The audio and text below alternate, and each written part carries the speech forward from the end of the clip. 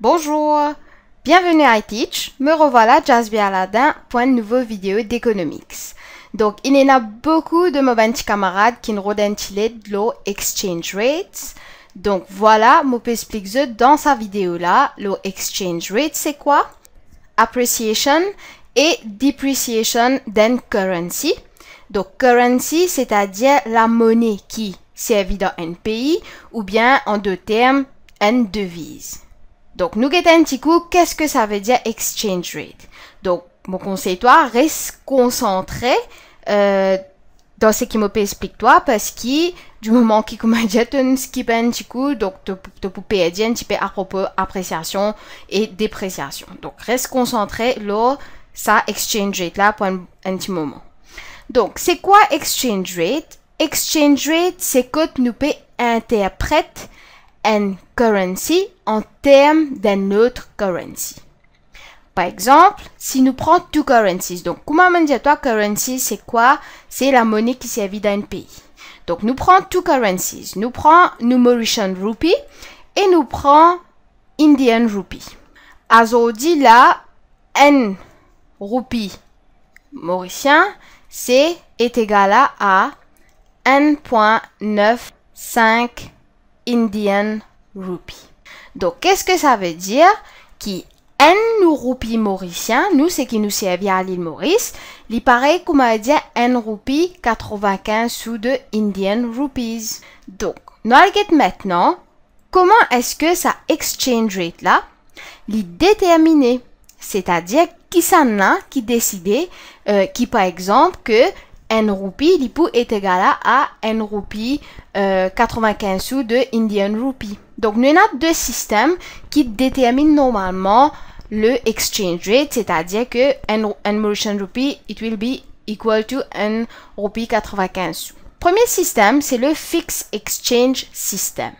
Donc, le Fixed Exchange System, c'est que le gouvernement, à travers la banque centrale, essaye contrôle le taux d'échange ou il peut essayer que le taux d'échange n'est pas sans et pas beaucoup. C'est-à-dire que, comme par exemple, aujourd'hui, 1 roupie mauricien, il peut être égal à 1,95 sous de Indian rupee. Pas demain, comme on check 1 roupie mauricien est égal à, par exemple, 3 roupies Indian rupee. Ok? Donc, c'est le gouvernement à travers la banque centrale qui peut contrôler le taux d'échange. Donc, quelle est l'utilité de ce système Fixed Exchange System là? C'est que, premièrement, c'est-à-dire en d'autres mots, qui fait le gouvernement, il pourra essayer contrôle sa changement dans le taux d'échange là. C'est pour, quelque part, empêche qu'il y ait un grand changement dans la valeur du exchange rate. Deuxièmement, pour qu'il y ait une firme capable de faire ce focus avec plus de confiance, c'est-à-dire que si aujourd'hui 1 roupie est égal à 1,95 sous Indian rupee, et demain, par exemple, il arrive à, comme on peut checker, il arrive à 1 Mauritian rupee est égal à 5 roupies Indian rupee. Et après demain, il est en mode checker, encore, il revient est égal à 10 roupies Indian rupee. Donc, ce qui est arrivé, c'est que il est instable. Ok? Et pour un business, il n'est pas trop correct, qui fait parce qu'ils ne peuvent pas arriver à connaître, par exemple, ils ne peuvent pas faire un focus de the cost, par exemple, qui, ont besoin, pour un raw materials, par exemple, qu'ils ont besoin importer, etc. Troisièmement, l'utilité de ça Fixed Exchange System là, c'est que il peut aussi, quand le taux d'échange est stable, vu que le gouvernement peut éviter une grande variation dans sa changement de taux d'échange là, donc ça peut encourager trading. Tandis que deuxième système qui nous a qui détermine le taux d'échange, c'est le Floating Exchange. Donc ça, ici, tu as besoin bien comprendre là, hein, parce qu'il nous peut gagner affaire avec Market Forces, c'est-à-dire Demand and Supply. Le Floating Exchange Rate, c'est cote, encore une fois, c'est Market Forces, c'est-à-dire Demand and Supply, qui peut déterminer the exchange rate. Et c'est quand le gouvernement n'est pas pour intervenir.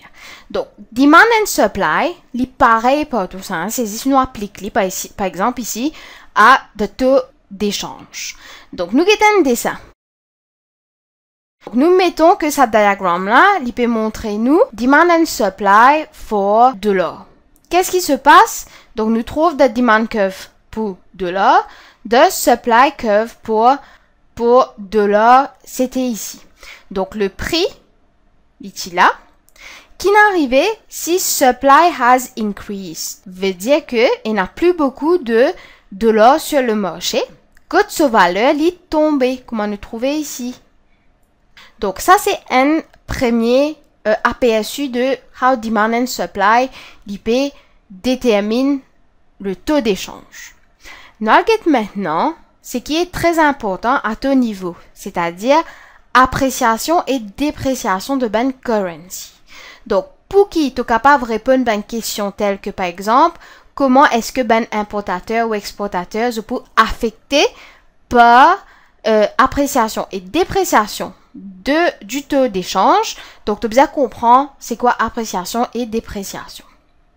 Donc, ma pensée, c'est là que la plupart de mes élèves normalement get confused. Donc, comment me dire toi, concentre-toi là. Hein? OK. Donc, appréciation. C'est quoi? C'est quand la valeur d'une currency peut monter. Ça veut dire que l'IPVIN plus cher comparé à un lot. Donc, nous appelons ça appréciation. Et quand la valeur d'une currency peut tomber, nous appelons ça une dépréciation. Coûte lui aussi moins cher. Donc, nous retournons à nous l'exemple de roupie mauricien et roupie indien. Donc, qu'est-ce qui se passe? C'est que, mettons qu'en 2008, un Mauritian rupee, ici 1.94 Indian rupee. Maintenant, en 2014, qu'est-ce qui se passe? Qui nous trouvait sur le taux d'échange? Un Mauritian rupee est égal à 2.50 Indian rupee. Donc, qui veut dire que avec un roupie mauricien, nous sommes capables d'acheter plus beaucoup de Indian rupees. C'est-à-dire que Indian rupees, l'invine plus beau marché pour nous pour acheter. Mais plus cher pour un Indien pour acheter un roupie mauricien. Parce que qui fait, nous nazis pour trouver un roupie pour qui nous capable de gagner des roupies 50 de Indian rupee. Tandis que pour un Indien qui est là pour 100 Indian rupee into Mauritian rupee, je t'ai pour trouver des roupies 50 pour qu'ils soient capables de gagner 1 Mauritian rupee. C'est-à-dire pour ben là, ils viennent beaucoup plus cher pour je gagner 1 Mauritian rupee. Donc, nous dire que Mauritian rupee, à ce moment-là, l'in apprécié par rapport à Indian rupee.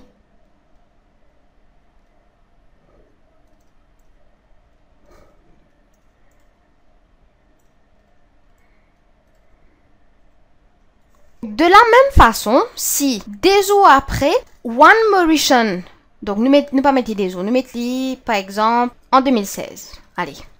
Donc, des ans après qu'il est arrivé, 1 Mauritian rupee, l'IP est égal à 2 roupies de Indian rupees. Donc, avant c'était 2,50, maintenant les mine 2 roupies indiens au lieu de 2 roupies 50 Indian rupees. Donc, qu'est-ce que ça veut dire? Ça veut dire que roupie de l'île Maurice peut déprécier par rapport à Indian rupee parce qu'il n'est plus capable d'acheter la même quantité de Indian rupee qui l'achetait avant. En d'autres mots, nous sommes capables de dire que l'invine moins cher maintenant pour ben Indians pour acheter roupie mauricien comparé quand le taux d'échange c'était 1 roupie mauricien est égal à 2,50 roupies de Indian rupee. Maintenant, nous allons avec ben l'exemple l'appréciation et dépréciation. Donc maintenant, nous pouvons ça l'exemple là en termes de euros et dollars. Donc mettons que le exchange rate était en 2010. Donc, 1 dollar, c'était 0,645 euros. Et à aujourd'hui, en 2014, qu'est-ce qui se passe? 1 dollar, l'IP vaut 0,9 euros. Qui veut dire qu'avec 1 dollar, nous sommes capables d'acheter plus beaucoup d'euros. Dollar in apprécié. Donc ici, avec 1 euro, moi je peux acheter 0,645 euros. Donc maintenant, avec 1 dollar en 2014 qui n'arrivait, moi je peux acheter 0,9 euros, veut dire plus beaucoup d'euros. Donc qui n'arrive de là in apprécié. Mais il y a plus de valeur. À ça, nous allons un exemple de comment il a passé goods, etc. Donc, mettons que moi, me servi mon home currency, c'est de l'or.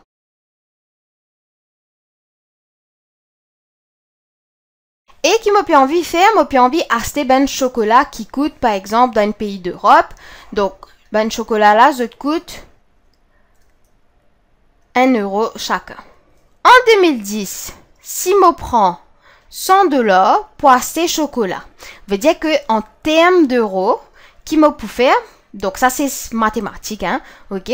Donc, je peux multiplier par 0,645, donc qui va me faire 65 euros. Donc, avec 100 $, je gagne 65 euros. Quand je suis capable d'acheter 65 chocolats. Maintenant, mettons qu'en 2014, coût de exchange rate, c'est 1 $ est égal à 0,9 euros. Veut dire qu'en 2014, quand je peux prendre 100 $ et qui me peut convertir en euros pour qu'il m'achète chocolat en Europe, qu'est-ce qui va se passer? Je peux gagner combien d'euros? Je peux gagner 90 euros, qui veut dire qu'il est capable d'acheter 90 chocolats. Donc, comment tu es capable de trouver ici? Quand de l'or est apprécié, veut dire qu'il est capable d'acheter plus beaucoup de l'autre currency.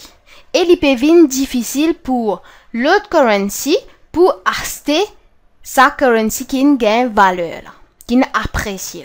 Maintenant, nous avons l'exemple de dépréciation. Donc, maintenant, nous avons l'exemple sur dépréciation. Mettons toujours que en 2010, the exchange rate, donc toujours mon home currency qui m'a servi, c'est $. Alors, 1 $, c'était 0,645 euros. Et que en 2014, 1 $, maintenant, il arrive à 0,5 euros. Donc, qu'est-ce que ça veut dire? Ça veut dire maintenant que avant, avec 1 $, moi je payais 0,645 euros. Maintenant, avec 1 $, je paye moins d'euros. Et ben, ce qui servi euros, maintenant, il vient moins cher pour pour acheter 1 $. Qui veut dire avant, ben, ce qui servi euros. Je peux bien trouver 0,645 sous pour capable acheter 1 $. Maintenant, je peux bien trouver 0,5 euros pour qu'ils aient acheté 1 $. Dans ce cas-là, qui nous dit que $, peut déprécié. Donc, nous reprenons l'exemple de mon vie acheter chocolat en Europe. Chaque chocolat, il coûte 1 euro. Donc, en 2010, toujours, je prends 100 $ et je change en euros. Veut dire, je peux multiplier par 0,645, quand je peux gagner 65 euros. Et je suis capable d'acheter combien de chocolat? 65 chocolats. Tandis que en 2014, qu'est-ce qui se passe? Toujours avec 100 $ maintenant,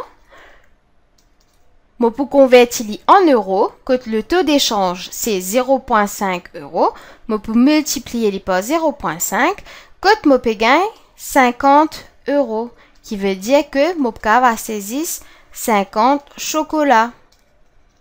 Donc, comment tu peux trouver?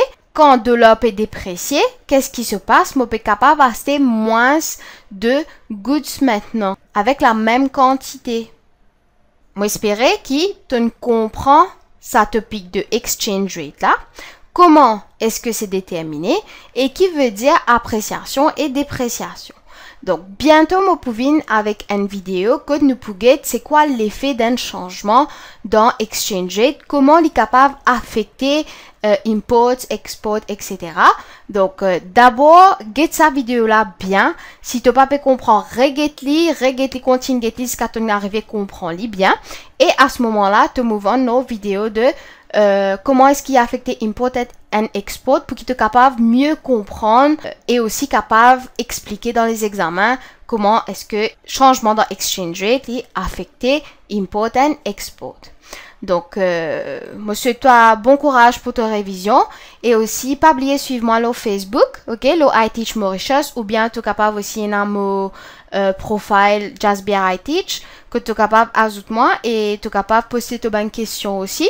Sinon, meilleur à faire, c'est aussi subscribe le YouTube channel, c'est-à-dire tu rentres sur YouTube, tu tapes I Teach Mauritius et tu subscribe. Donc là, du moment qui me permet une nouvelle vidéo, donc tu peux gagner automatiquement sa vidéo. Et pas oublier, bien sûr, like nos bonnes vidéos si tu as apprécié l'explication et qui te comprend. Et aussi, pas oublier, partage vidéo là.